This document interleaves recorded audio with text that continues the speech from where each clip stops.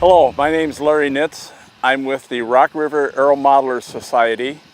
We have a flying field located just north of the Shopiere Turtle Township Town Hall. And we have been on this particular flying site for about 11 years now. And this year we're hosting our third annual radio controlled model airplane fly-in. This is an event that we've been putting on as a fundraiser. This helps us raise funds such as last year we donated a hexacopter. That's a drone with 6 motors on it. We donated that to the Turtle Township Fire Department, and we also donated a flight simulator for the Milton Public Library. And we've had feedback from the library that it's one of the most used tools, new tools in their new library renovation that they have. And it teaches people to fly radio-controlled airplanes, or even as if it was a real airplane, they can learn how to fly it right on the flight simulator. If it crashes, they push a button and they're back flying again. So no one gets hurt doing this. But this year we had a fly-in. It's kind of a hot day, 90-some degrees plus. And our attendance for pilots was down, but our attendance for spectators was up, and we think everybody had a good time here this year. We also featured drone racing. This is a new aspect to the radio-controlled hobby, and it's something we're introduced this year just to get people acquainted with what it is. We also had helicopters flying, both gas-powered and electric-powered. Most of the planes flying here under radio control today are electric-powered planes. We only had a couple gas-powered planes. That's been a change in the hobby. And it's actually helped the hobby because it reduces the noise pollution. Several flying fields have had to close up because of loud gas engines, but with the advent of the electric motors and the batteries, we no longer have to worry about that. They're very quiet. So with that, that's our event. You might see a few planes flying in the background now. Thank you.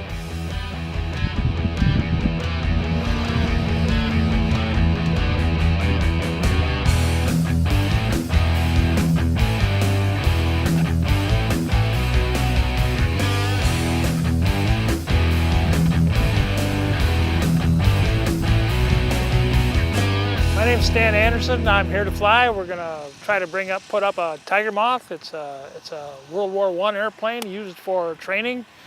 We'll see if we can fly up scale. It's getting kind of windy, so it's not going to be up very long.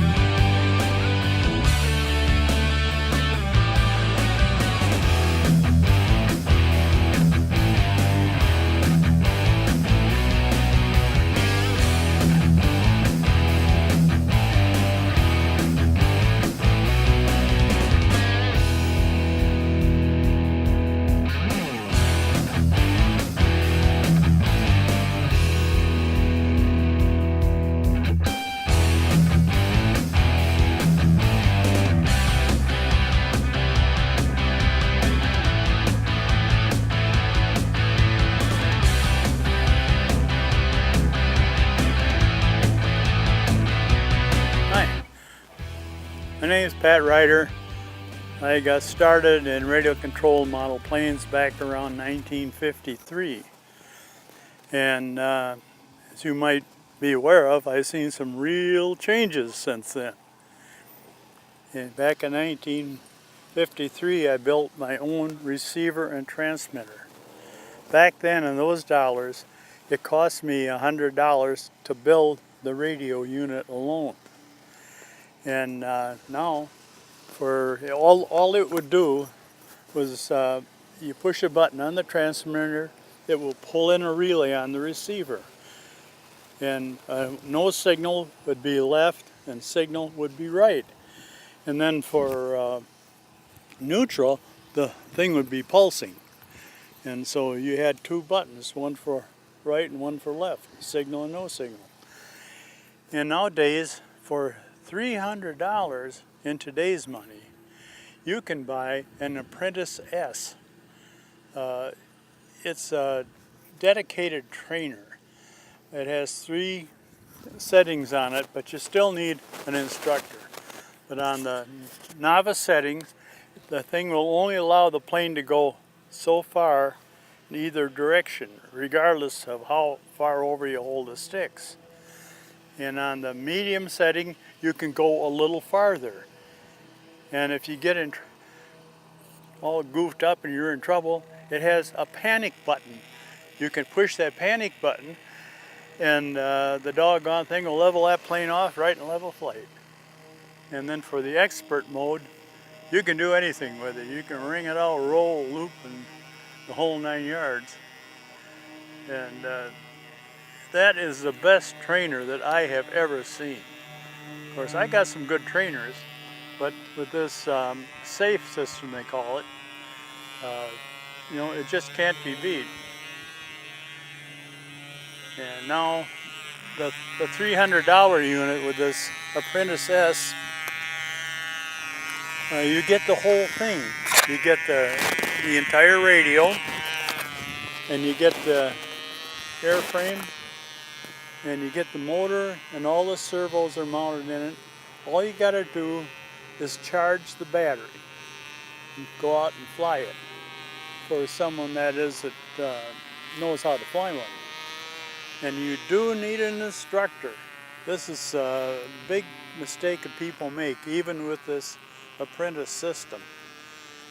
And once you get onto that, well, then it's all kinds of fun.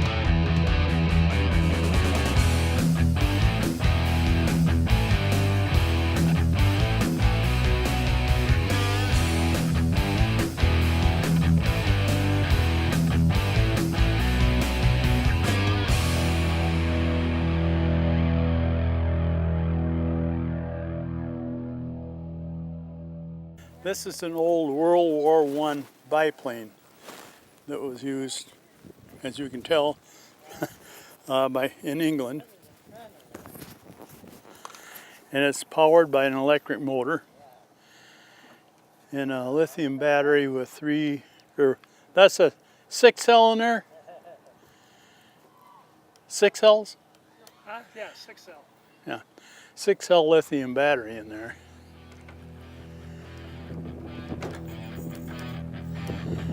It's a very nice flyer.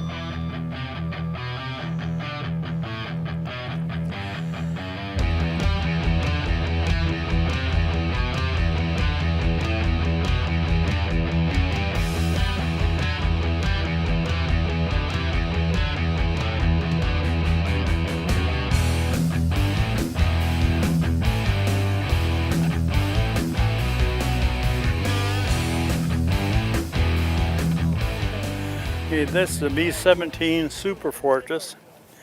It's also electric, and it's powered by 4 electric motors. Takes a separate battery for the 2 outboard motors and 2 inboard motors. They're paired on one battery, so that if you get a failure, you don't have the thrust all upset. And that's got the full control system on a retractable landing gear and flaps. It's even got navigation lights on it.